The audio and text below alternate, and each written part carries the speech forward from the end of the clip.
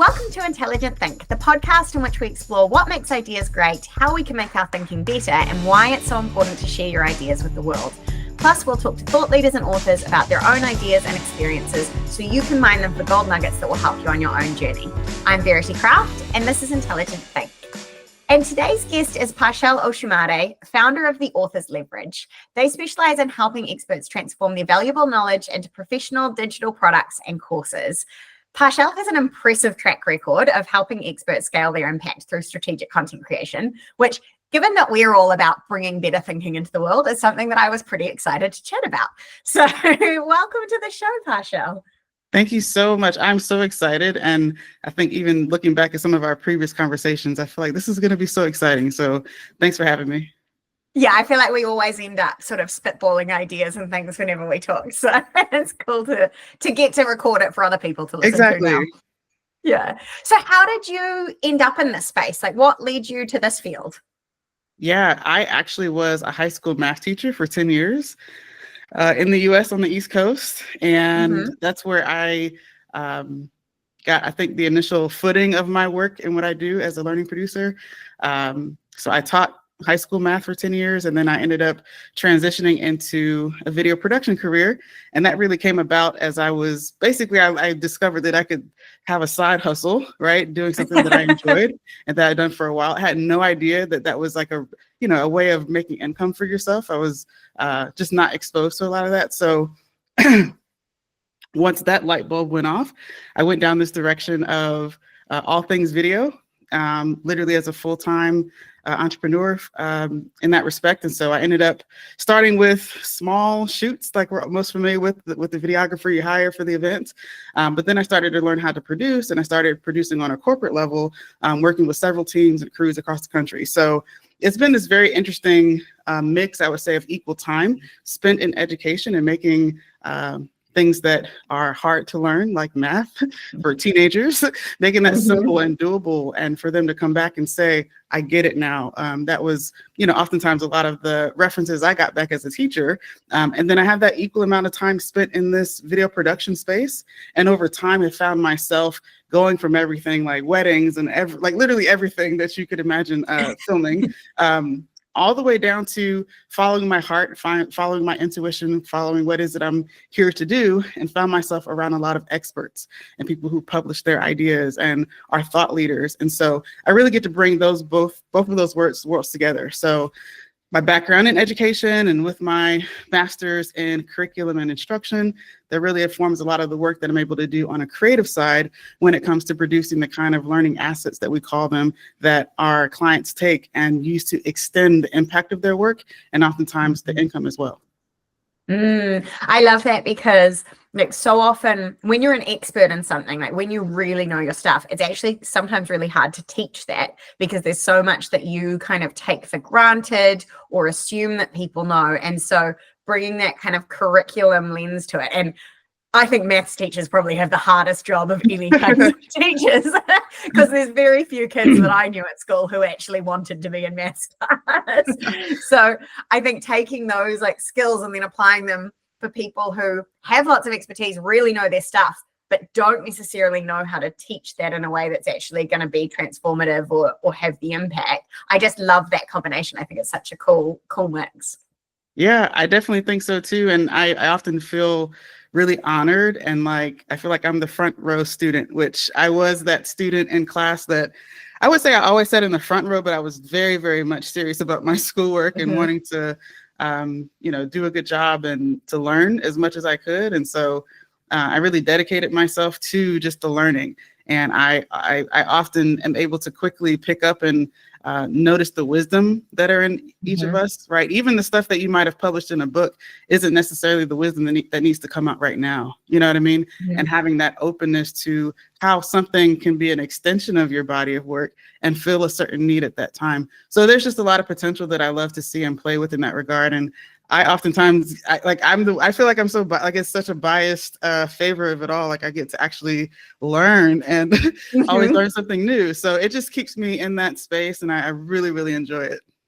Yeah, I think the same thing when we're working on a book, is it's like, it's really cool getting to learn about this whole new field that maybe you've never learned anything about Yeah. before. And as you say, kind of getting to be that first student, right? For us, it's getting to be the first reader. Like there's something really special about getting to know all of these different experts and, you know, help them take that thinking further and help them put that thinking into a way that can be useful for people. But also you just get to learn as a human, which is awesome.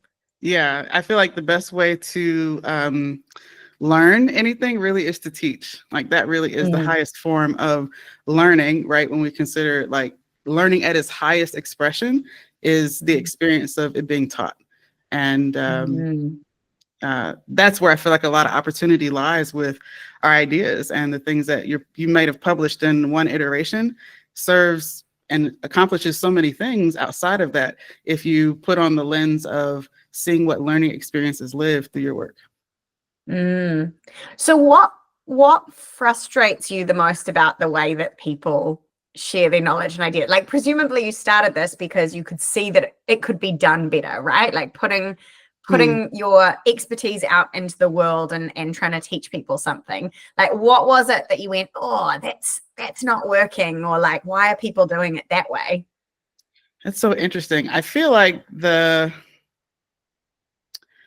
thing that has probably annoyed me the most in this space is in some respects, there's aspect to the technology. That's what I would say. The technology and how I feel like the places with which we are sharing our knowledge are just, they vary. And most of us are familiar in digital product world of online courses. And online courses now are it's a very interesting experience that's going through right now today in terms of the appeal for it. And if someone would be willing to sign up for it to take on, you know, your body of work or whatever it is that they want to learn. And so I'm finding that so many are used to that being the only output that could be possible for their body of work is an online course. And it's just a direction that is changing in our industry overall, and it's just limited, and it's just what we've always done, so to speak. And so the only thing I would say is just it frustrates just to see the limited options that people might have thinking that is available to them, when there really is a world of different types of learning assets that can be for, you know, a certain fit. If you were really to think about making it fit like a glove to your audience and to the different audiences that your work can serve, it's kind of taking that approach of making it more personal, if you will. So can you give me some examples? Because I think you've shared with me a few like digital workbooks and some really cool stuff that you guys have worked on. Like what are some ways that people can personalize it and make it really different from just your standard kind of online course? Yeah, I'll share the top favorites of ours. One is a digital workbook, like you just mentioned. A digital workbook is so special because it's not like your traditional PDF, if you will, that you would download and fill out. It's not like that. Imagine that you are able to watch a video of the expert that you're learning from and then prep and guide you before you take an actual activity on the same page. And then you're able to document and maybe notate things that you're learning or that you're practicing on the page, and it's all saved up in real time, like a Google Doc in your own personal little wallet. Like that's what a digital workbook essentially is. And so that's an example of that's been one of the favorites as well when we consider, again, the experience of an online course typically is that you watch video after video, and then at some point you're going to download a PDF to which you might lose.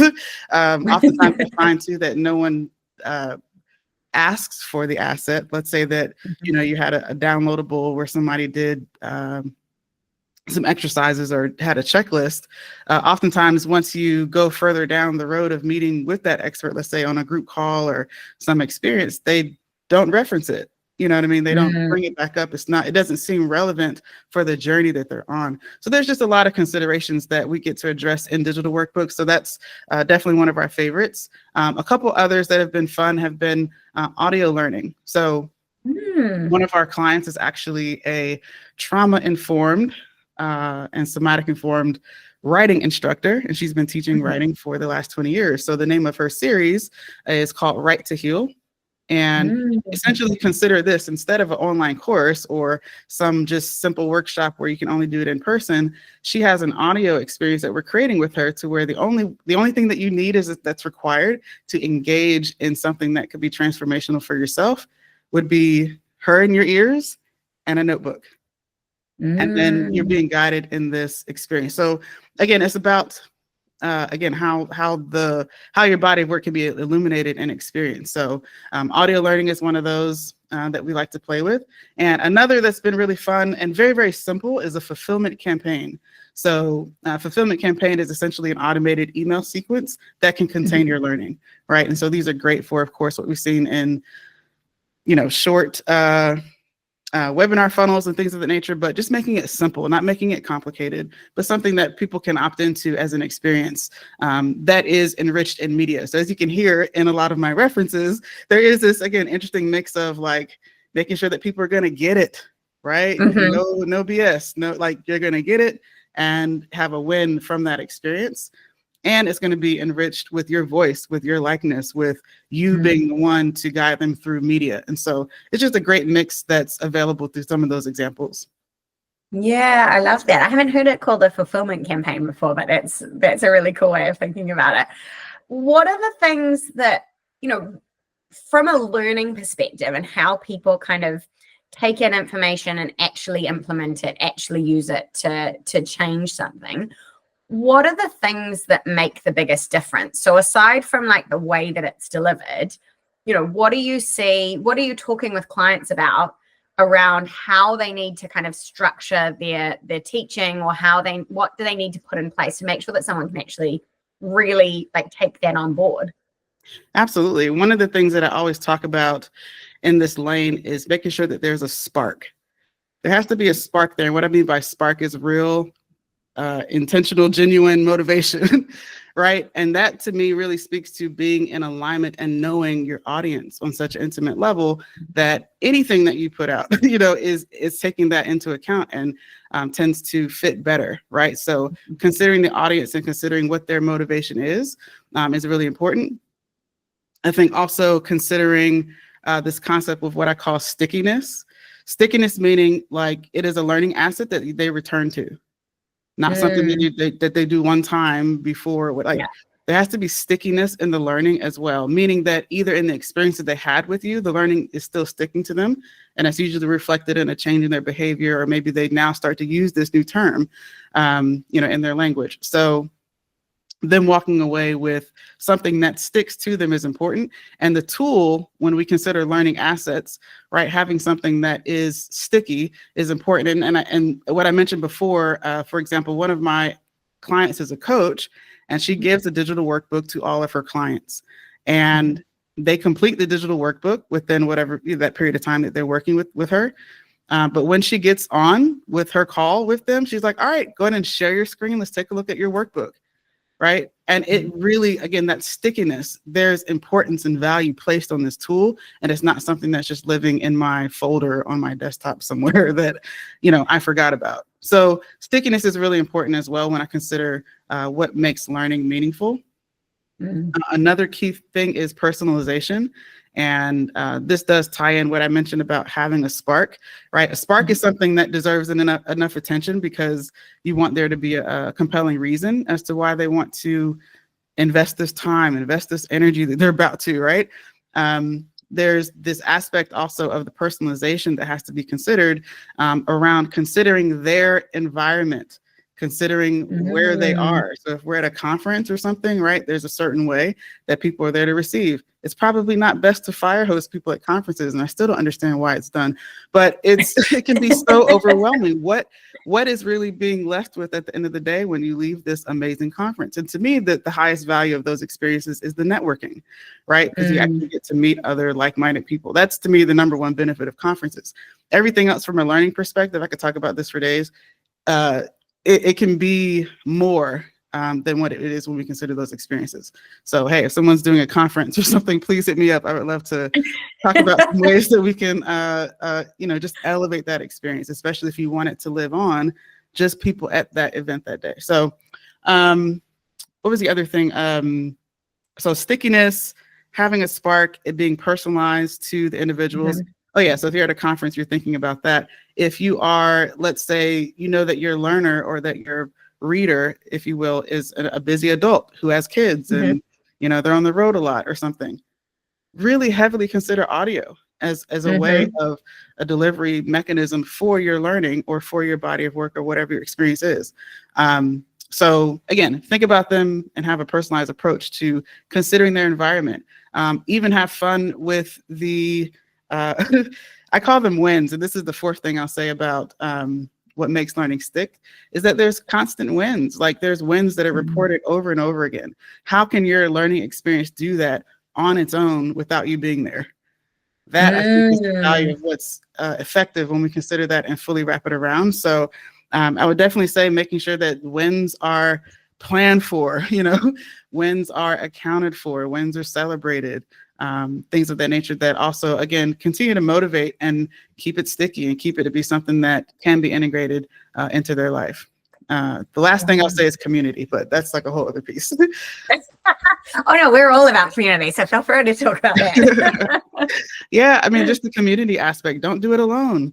Like, Mm. could you imagine going to school and you're the only student in the school? You know, Awful. that'd be horrible. What like that would not be real. So there's this community aspect as well that is really important to consider and to also integrate the learning around, such that as in peers and things like that, the learning can, of course, extend into different group experiences that can, you know, be facilitated on their own without Mhm. your help, right? Think about the Artist Way or think about the 12-step program and these frameworks that live and people do them without the person who wrote it being there, right? That is a Mhm. very, very full expression of a body of work.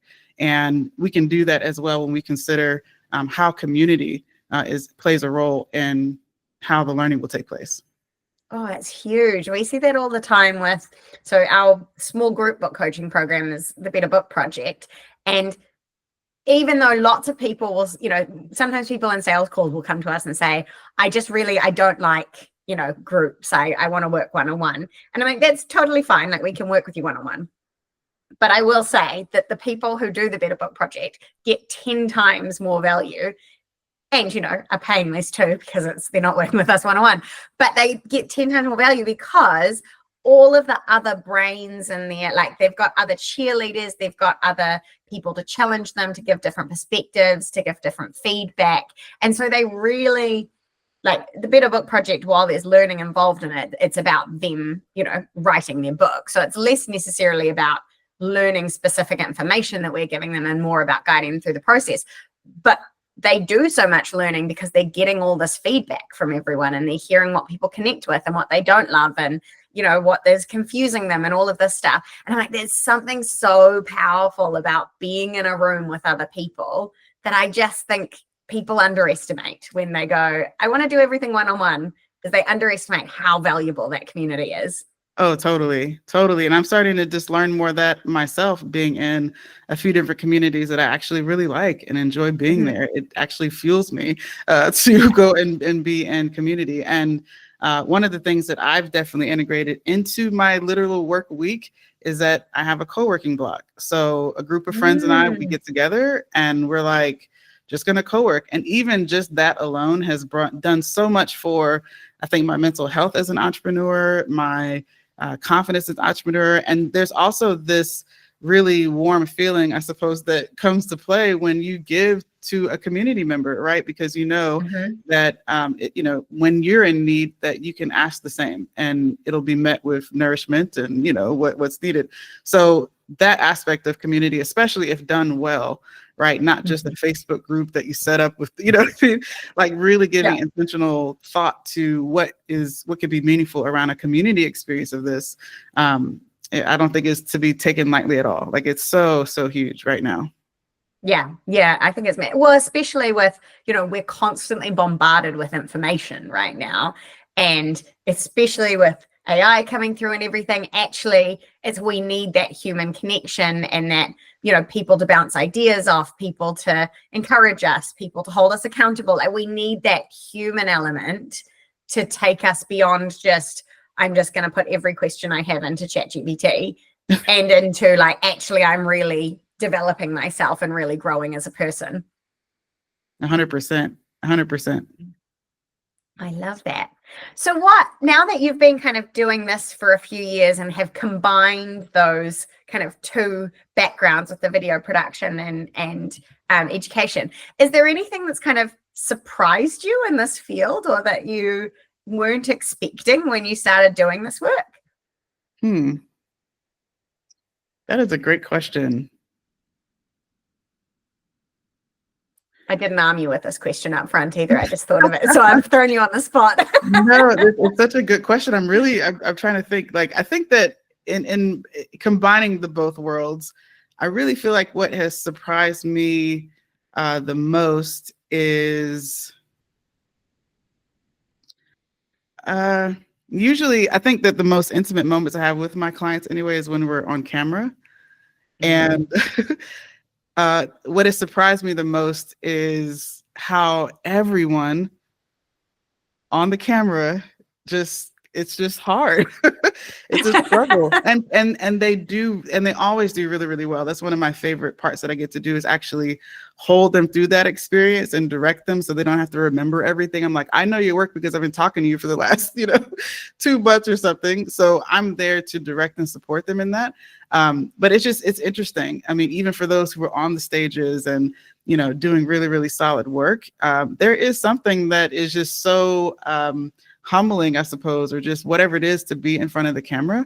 And that's something that has just, I think, surprised me and really, I think, brought me a little bit closer to understanding how we are as humans, you know what I mean? And how we are when we really reflect ourselves, like being recorded and what that experience is. And so that's just brought up a lot for people. And I've just been surprised to sort of hold and be present in that, if you will. I'm thinking that, yeah, we're just here to record, you know what you're talking about, like let's knock it out or whatever. And I found almost like it's more of a joy, and it's kind of surprised me because I wouldn't have thought that as just someone, I'm here to just shoot the event and keep going, right? Or whatever it is. It's just I appreciate being in those moments with them. And there's just something about it, it like when you're being recorded for something, or you got to take pictures and all of those things. As confident as we may be, it still is a moment that comes up, and just to be there. I didn't expect to be at all. That was a very surprising end result of, I think, why people appreciate working with me. And, yeah. I think it's the patience of a teacher, I suppose, a math teacher at that. Yeah, you're kind of creating that safe space. Yeah, exactly. I didn't expect that to be, a space for that. And, when it comes to your ideas, like it's the same kind of notion where your ideas are really precious to you and you're taking the bold step to publicize them in a book and say that this originated from me. That takes a lot of courage and boldness. And there's this wraparound, I feel like, of when you do put yourself out there, how you're held in that. And so even being able to celebrate people in that respect has been just new. I didn't expect to be in that seat, but I appreciate it and I enjoy it. That's so cool. I love that. There's something really beautiful, I think, about, when people do put themselves out there, as they do with any kind of thought leadership, whenever they are trying to share their ideas, their expertise with the world, even though the ideas and the expertise are still the thing that is getting put out there, they still have to be the vehicle for it. And I think, not everyone is necessarily comfortable being out there. And so creating that space where they feel really comfy to do that, and they feel, I guess, held is kind of the word that it came into my mind. Like that you're kind of holding that space for them. I think that's really beautiful. Thank you. So what are some of the things that you're doing to make sure that clients can have the biggest possible impact with the learning, things, the learning assets that they're creating? Like, we see a lot of, as you said, kind of online courses get created that kind of just sit there. No one really uses them. They don't really have an impact. What do you kind of do when you're working with clients to make sure that actually, if they're going to create something, it will have the impact that it needs to? Yeah, 100%. So basically, we've sort of bookend our learning asset production services, if you will, with first being strategy. And on the second half of that is sort of like this ongoing maintenance. Well, not even maintenance, but just like a continual relationship where we get to still continue to hold some of the things that become more important after you have a learning asset in your hands, right? So there's before you have a learning asset and after you have one. So we've done so much when it comes to really developing how to be effective on both of those ends. And it's been something I've taken very, very seriously, considering that there are people who are, our clients who have already, let's say, invested in producing a book and getting a book out there. They've invested in the website for it. They've invested to be on this list. You know what I mean? There's also this concept of when am I going to get this money back? Or when can I start, and how am I going to go about doing that? And so that's where oftentimes we always recommend to our clients that we start there before we even talk about a learning asset to create, because the thing that we need to identify and answer is which learning asset will move the needle for my business and for my audience. Which one? Let's focus on that one, and let's identify how we are going to consistently generate revenue from it before we build it. I have some clients right now who have already implemented the strategy of what we've identified up front, and we're at the tail end of her learning production service with us, but she's already pre-sold like up to 50 of the tools that we're creating. Awesome. So the strategy is really effective in the sense of we can start, shaking those trees now, basically, in the direction of setting us up. So that's been a really big part of our process that we really, really emphasize. It's just starting with strategy and answering those two questions. On the back end, I have had the privilege of connecting with this group called the Business Cousins. And so the Business Cousins and us connect, and we are called also the Teachers Lounge. So the Teachers Lounge is essentially this extension where after you have a learning asset in hand, whether it's a digital workbook, whether it's an audio learning experience, whether it's a specialty series of videos or whatever it might be, once you have that in hand, right, this other option this other extension called the Author's Leverage Teachers Lounge is where essentially they get to have quarterly check-ins with us as a team. And we have the options of up to 15 different office hours that they can attend, which typically are opportunities. If you think like a regular office hours, there are 15 on the calendar, each of different specialties. So from social media advertising to PR to booking, speaking to what are some other ones we have there? Like operational tech, messaging. Like they're experts in all of these arenas that our clients under our Teachers Lounge get to attend those at no charge. So really any questions that they have related to a specific area that they're focused on, they're able to go and attend those. And of course, as we're checking in with them quarterly, we're also able to kind of give them a track or recommendation of which office hours we recommend that they attend. So it's kind of like this autopilot of maintenance, if you will. I want to find a different word than maintenance because it's just this ongoing relationship that allows for attention and focus and energy to remain around your body of work and what you're doing with it. Because we don't want to run into a situation where your book is on the shelf and you're like, I should do something with this book, for me or for my business. How do I get this to work for me? So again, we're in place in that regard for those, thoughts and considerations. But I would definitely say that those have been in our approach what's really made a big difference. And it ensures from beginning to end that we have a very clear plan for how this is going to make an impact as it's been envisioned and how we're going to consistently generate revenue from it. I love that because I think it's so easy to get caught up in creating something. Like you get really invested, whether it's the book, or whether it's a learning asset, you get really invested in creating it. You put all your energy into it, you make it happen, it's out in the world.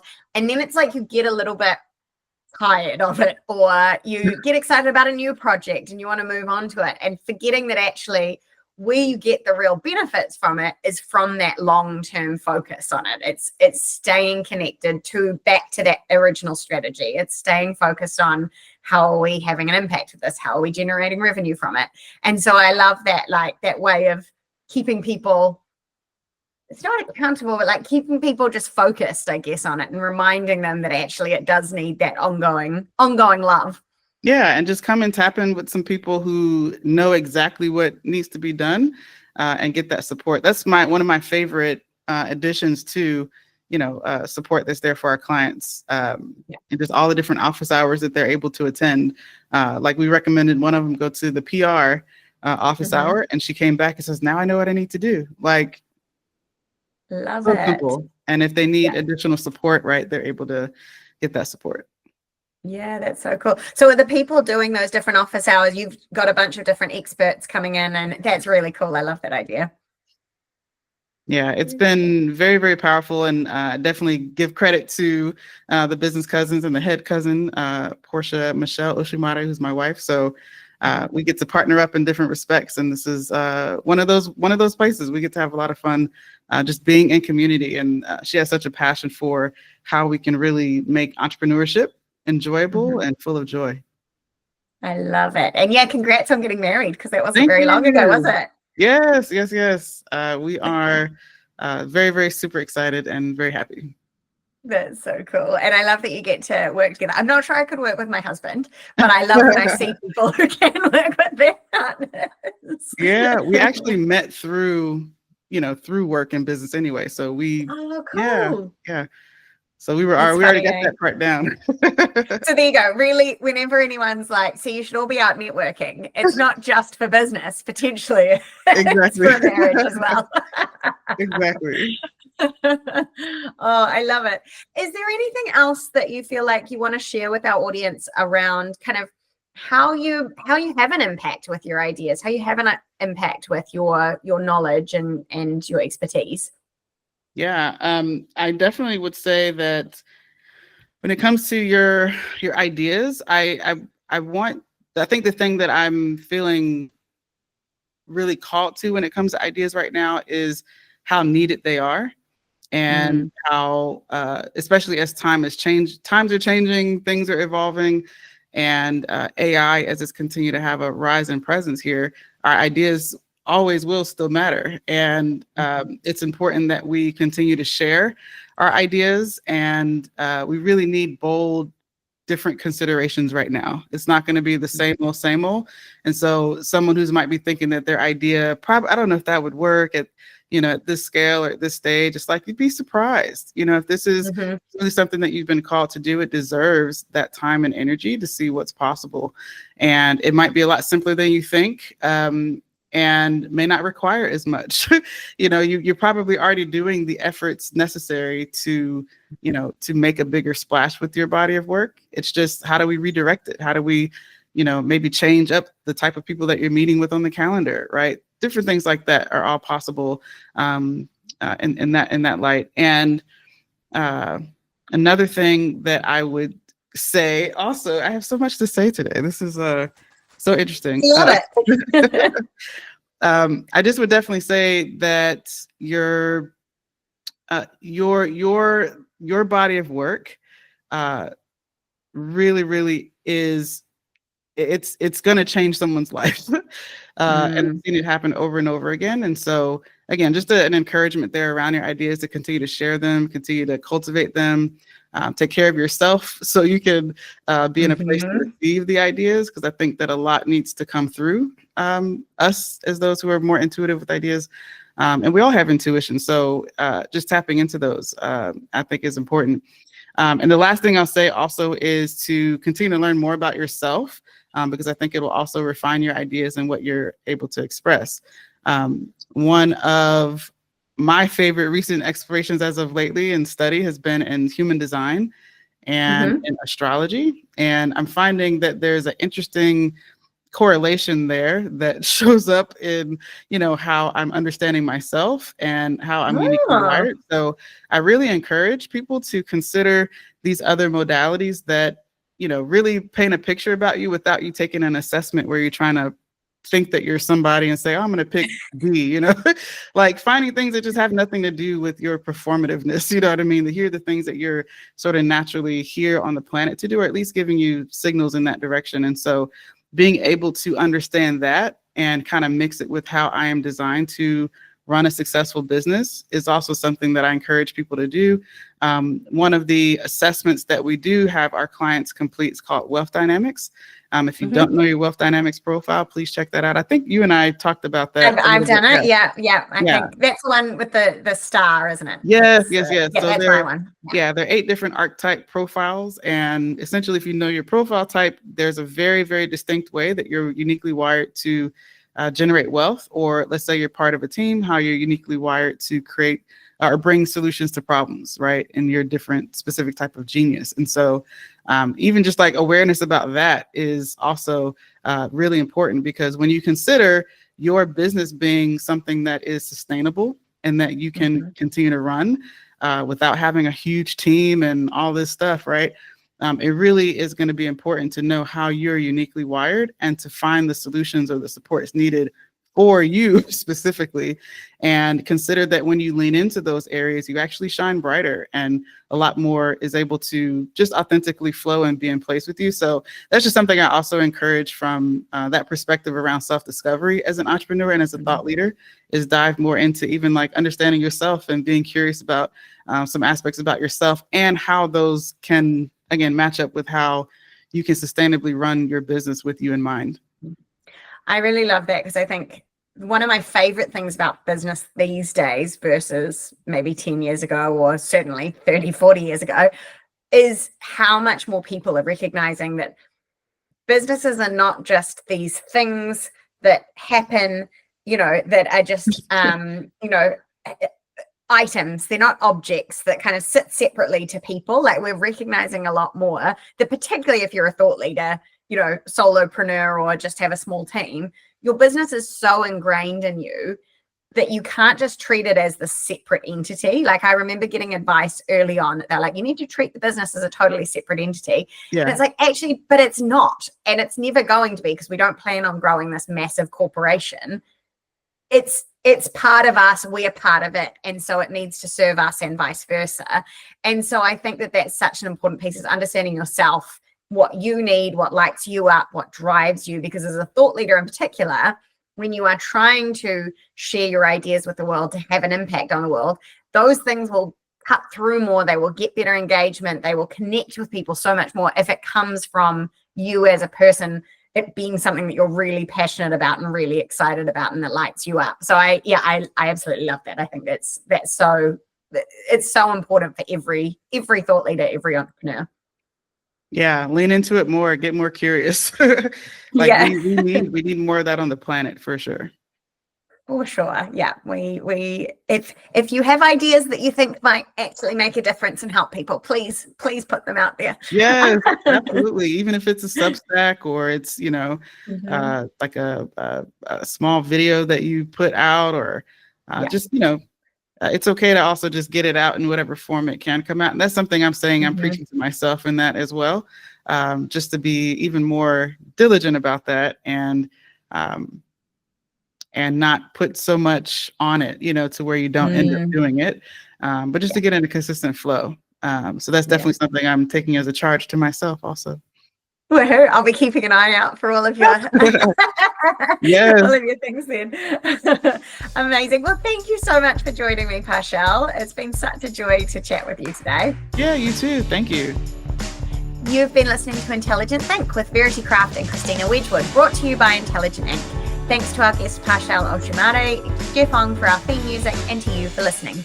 Don't forget to leave us a review if you liked what you heard, and here's to better thinking together.